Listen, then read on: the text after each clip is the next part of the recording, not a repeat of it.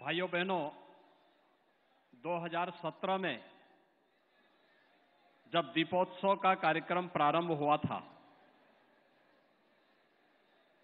तब आप लोगों का उत्साह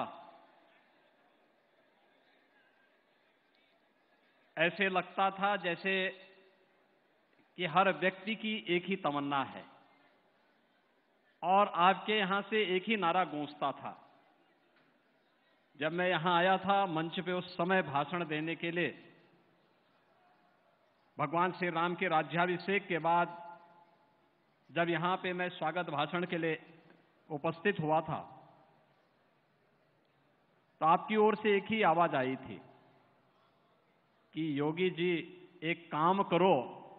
और मंदिर का, और वही उत्साह की परीक्षा की घड़ी आ चुकी है अयोध्या के लिए, उत्तर प्रदेश वासियों के लिए। इसलिए आप सब मेरे साथ बोलेंगे, बोलिए सत्य सनातन धर्म की,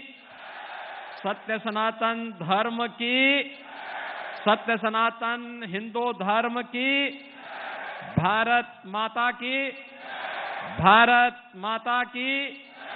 सरयू मैया की, सरयू मैया की,